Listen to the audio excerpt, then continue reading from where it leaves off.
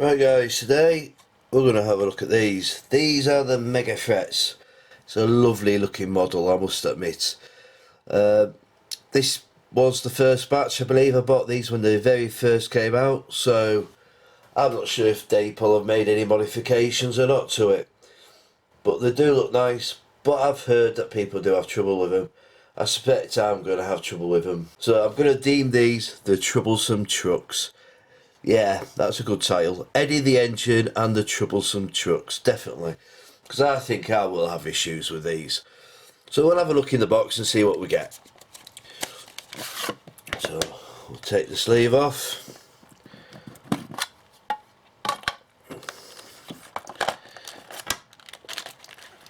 Oh, there's the parts. We'll have a look at them in a minute.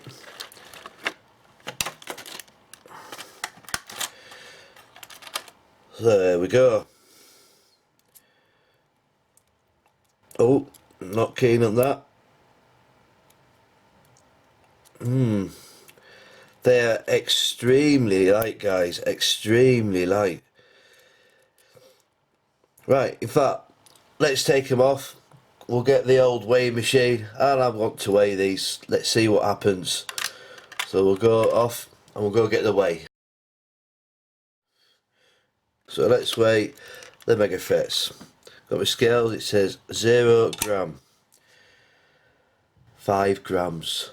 That's all one weighs, 5 grams. That is ridiculously light. Oh, 11 grams for 2. Okay, so maybe at 5.5 grams. Very, very interesting. That is extremely light. To be fair, I wouldn't fancy running them with nothing on. But you can get some containers. I have got some containers, so we'll have a quick look at that. So here we go.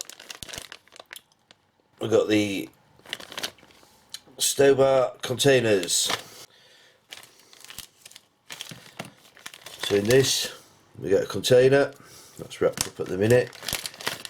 And we get a weight. Now, I have honestly no idea what this weight is for. I mean, I'll be using it to test me trucks. Simply put in a bit of weight on like that. Just to give it some weight so it won't jump off just while I'm testing it, and then I'll be putting the containers on. But as she stands, I don't know what that weight's for. If anybody knows, put it in the comments. That would be much appreciated. But to give you an idea, container, 9 grams.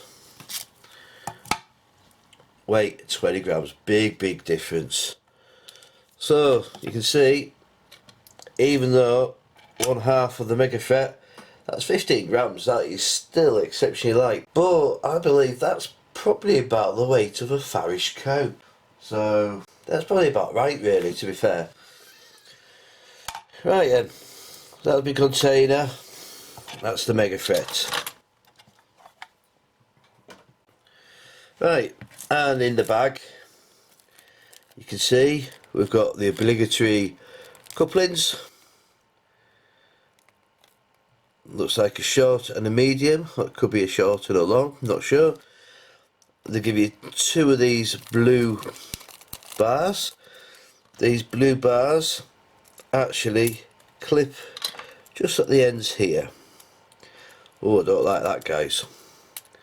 That's sticking. But we'll have a look at that when it goes into test track. So it's just a case of put the bar on there, flip it over, and away we go. So we'll take it over to the test track and we'll see what it's like. Right then, we've got the Megafrets on the track now. All I've done is put a little bit of weight onto the top, so we're just doing a circuit and we'll see what happens on this corner.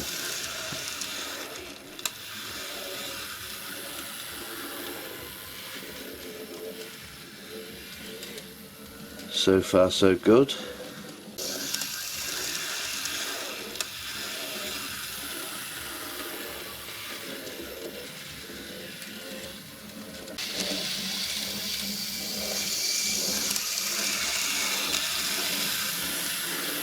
Now the bogey's off. I'll just bring it back a bit.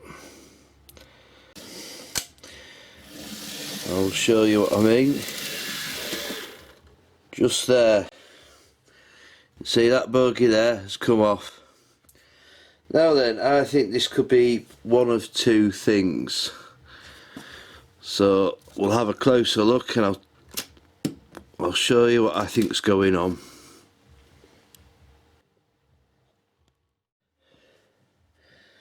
Right guys, we're back. First thing we'll do is we're going to unhook it.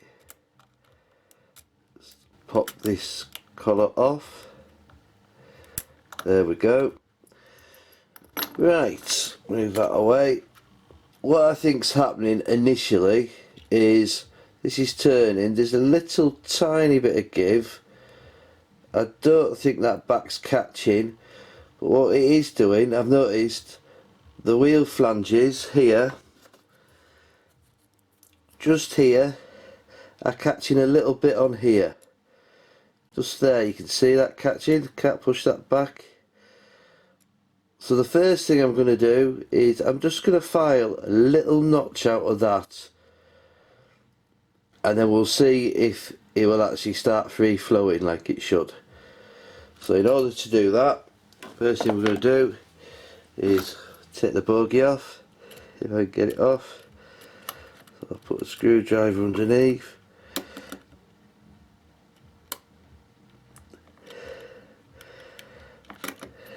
Might be easier like that. There we go. So that's off. So that's the first thing we'll do is I'm going to notch that out. Right, I'm just going to show you now what it looks like. So you can see that, guys.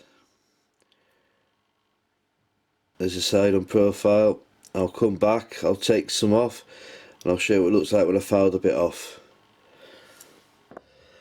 I've got a rounded file here,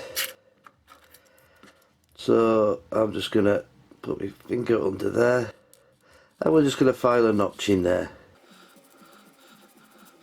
I just want to notch it out enough so that bogey doesn't touch.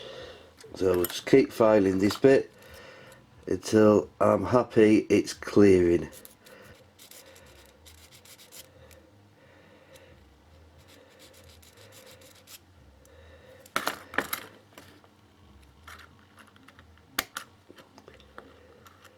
Right, that's not catching now.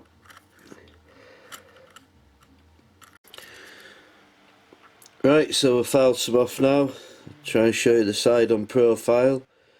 You can just see I filed it just ever so slightly. If we put the bogies in, you can now see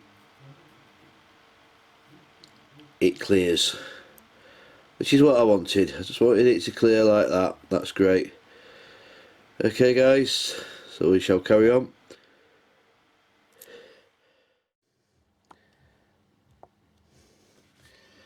Right then, so both ends now not catching, that's good. So connect them both back up again. It's easier said than done.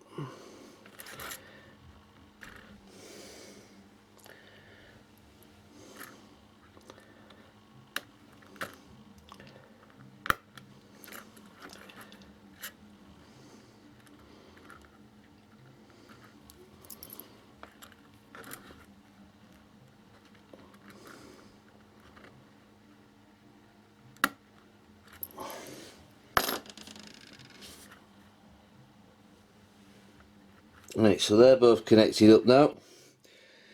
So I'm going to flip them back on, put them back on the track, put a little bit of weight on, and we'll see if it goes round now.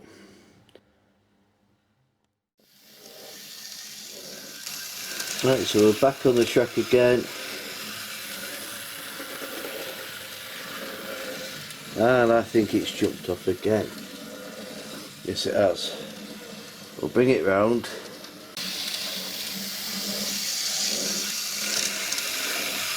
Right, I see what's happening. So this is what I think's happening. Now I wasn't happy before. Right, we'll just make sure we're on first. Right, I wasn't happy before because obviously the bogies were catching. Now then, if you look here, it comes into shot just there. Look how close that is to there. I think this is probably due to the tight radius corners. What's happening is when it gets to there, it's pushing. And I noticed this on the first curve. So it sort of pushes itself and it has nowhere to go, so it forces it up like that, and that's when you get your derailment. Now there is a cure to this. It's a bit ruthless. But what I'm actually going to do is I'm going to take a very thin sliver off that end and a very thin sliver off that end. What Dapol should have done in retrospect is the little bar in the middle should have been a little bit longer. That's what I think. That bar, if that had been a millimetre longer, wouldn't have had this issue. So I'm going to take them apart and then we're going to file the end off.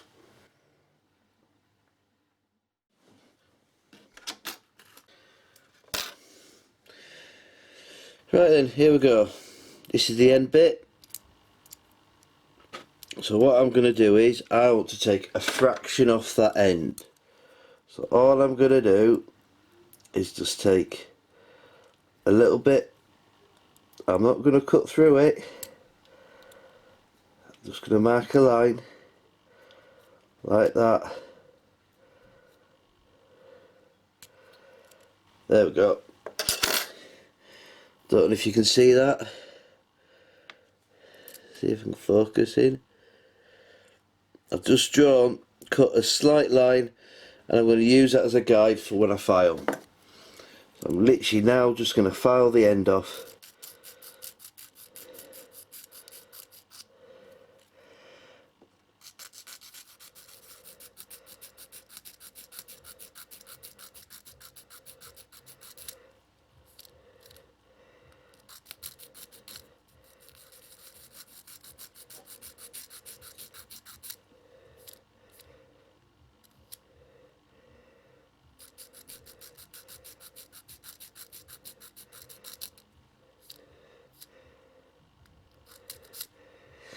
There we go. So that's one end filed off. So I'm going to repeat that on the other end. In fact, what I'll do first is I'm going to put the bogey back on. Bit of luck. You can actually see, if you look there, how much I've took off from that. Just to level it up, I am literally going to go like that. And like that.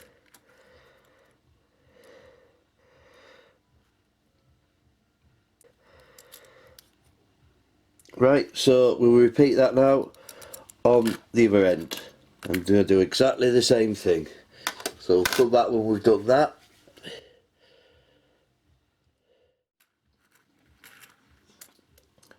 Right then, so I filed off both ends. So in theory, that should make that gap slightly larger and should now enable it to go around the curve. So when it goes like that, I should actually get a bigger radius and it shouldn't jump off. So we'll put it on the track and we'll see what happens this time. Right then, they're on the track again. Got my little 08 going, turn my controller on, and let's see how she runs. That's looking a lot better.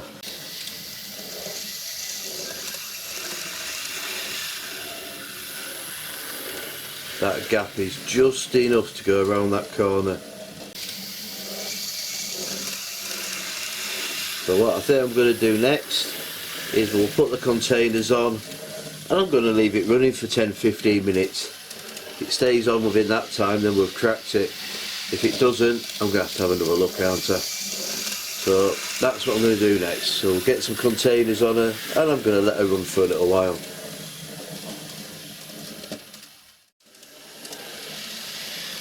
Right guys, I've had this loco running a little while now. I say a little while, I forgot about it, to be honest guys. Come back an hour later, she's still going round. But as you can see, no derailments. So I'm going to crack on with the rest of my stock. We'll get them all together and we'll see what that looks like.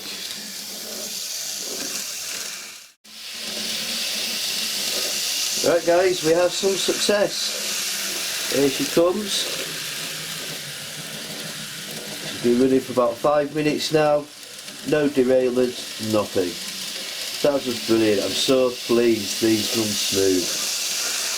Yes, I had to do a bit of modification, but she runs. So the next step is we'll have a look at Eddie, the engine. She needs to be chipped up. The version I've got is a Dapol one. So we'll have a look at Eddie, and then hopefully we'll finish off. We'll take her on to Swades Pond, and we'll try and have a loop around the bottom loop. If she goes around the bottom loop on that, I will be so chuffed. Happy days. That's one train sorted. Not completely finished. You know, a few more little bits I want to do to it when I get my skills up. I'd like to do a bit of weathering on it, but I do need a better airbrush. Currently just using the cheap Chinese one. So I need to upgrade my airbrush. I'd like to add a flashing light to the end as well and finish it off nicely. So we'll go over and we'll take a look at Eddie the engine.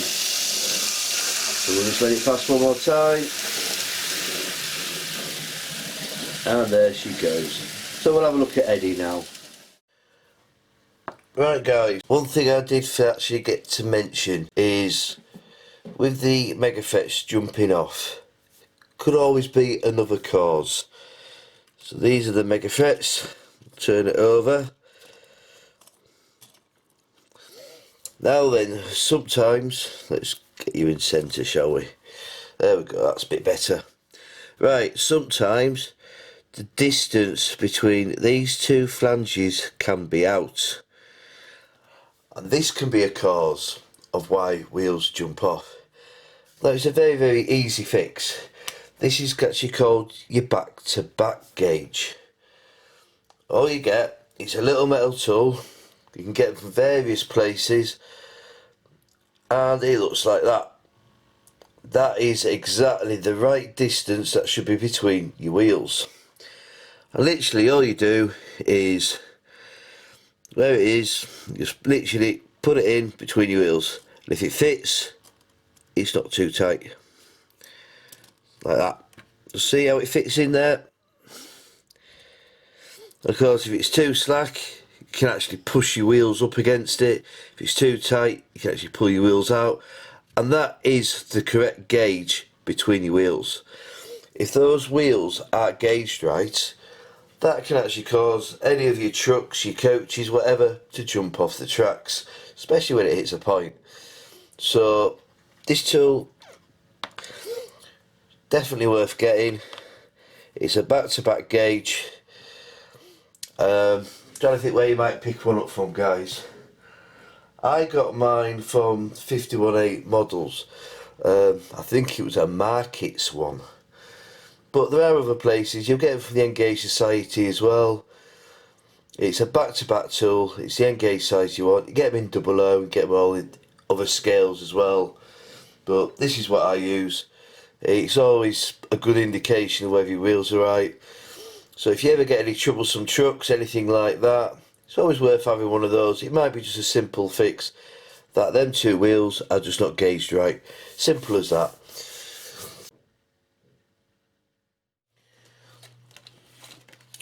Right guys,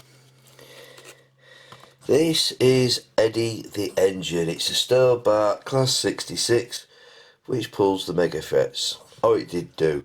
I mean, to be honest, anything can pull them these days. Well then, this is the Dapol one. You can actually get it from Graham Farish as well. There's a little tale about that one. When these first came out, I believe Dapol got them out first. and then Farish brought them out. And I ummed and ahed about it. I looked at the colours, and the Farish one, the colour seems to be a lot more vibrant, whereas the Dapol ones, the colours are a little bit more subdued. And to be honest, I preferred the Dapol livery. It just a little bit paler, but I just liked it, and I think this will weather up better, to be fair. Of course, when I actually went to go find one, nobody had them left in stock, did they? Farish ones were about, Dapol ones are sold out, just because they were that touch earlier than the Farish, I believe. I actually ended up buying this from the Eddie Stobart club shop, and they had this version in, they had the dummy version in, so happy days, that's where I actually got it from. It just goes to show you that it's not always the model railway shops that, you know, you can find these things. Anyway, this is Eddie the engine, so we'll take a look. If I can get it out, which I won't be able to because we're on camera. Right, let's just pull that out like that. There we go. So what we've got in here. So knuckle couplings, nothing special there really, guys.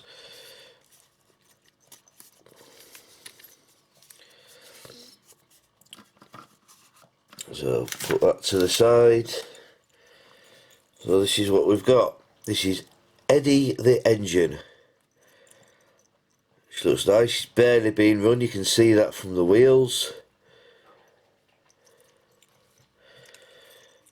So she looks on the other side. It's a very nice model.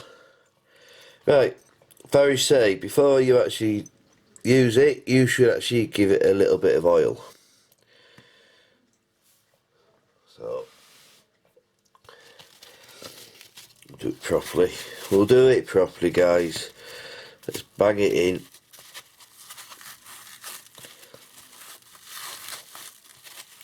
There we go. Right, what I'm going to use. This is the stuff I use. They want lubricant oil. I actually got this from, where did I get it? BR Lines. It's what they use. I mean, if Bob Russell uses it on all his Farish services, it's good enough for me. So, it's a very, very fine synthetic oil. There are other oils available, of course, as well, guys. So, this is what I'm actually going to do. I'm just going to, let's zoom you in a little bit, shall we? There we go. Up. Right, there we go. We're in. So I'm just going to use a tip. Oh, try and get you in. I'll just use a precision screwdriver, and I'm literally just going to dip it into there, like so, and I'm just going to put one drop on there, a drop on there, if I can get some. There we go. Okay, get me cotton bud, just take a little bit off.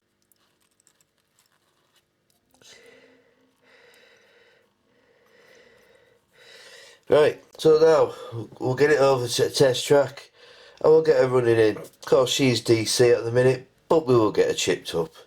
So I'm going to take it over to the test track and see if she runs. Right guys, she's on the track, we are DCC, no, we're not DCC yet, sorry I'm jumping the boat there. We are currently DC, she's on the track. Bear in mind, this loco hasn't been won, ooh, good couple of years. So let's turn and see what happens. Oh, look at that, it's a bit jerky. Oh, there we go. She just needs a good running, guys. So I'll do what I always do. I'm going to give it a good run. Give it half an hour that way. Spin it round, half an hour the other way. Get her back to the bench. You don't need to see all that, guys.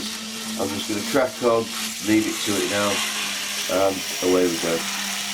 Okay, guys. So next time you see us, we'll be back on the bench.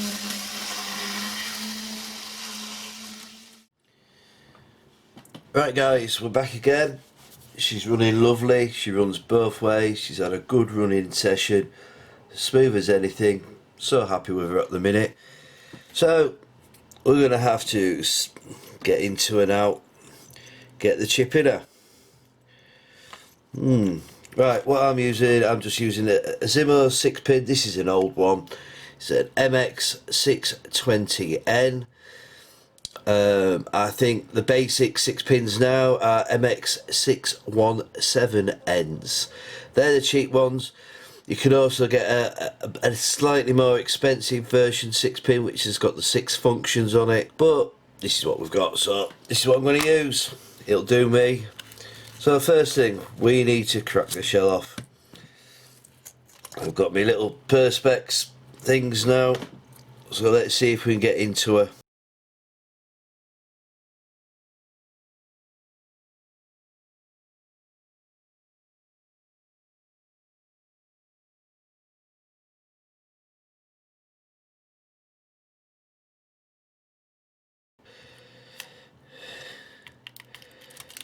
There we go, she's out.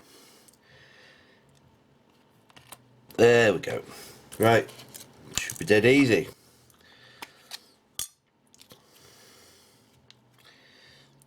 So, slide the old blanking chip out. There we go. That's the chip. Move my light slightly. We'll get this other chip in. There we go. Chips in. Job as a carrot. Get the top back on.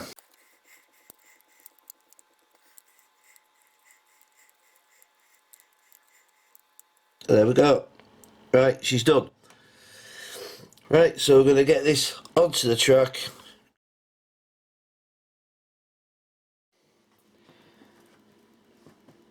Right guys, there she is. There's Eddie the engine. Already chipped up. Let's see how she goes. There we go.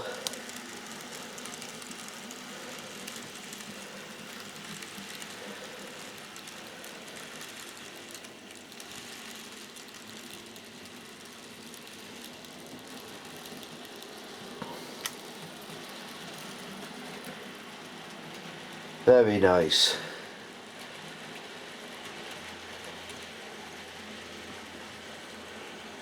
Swing you back.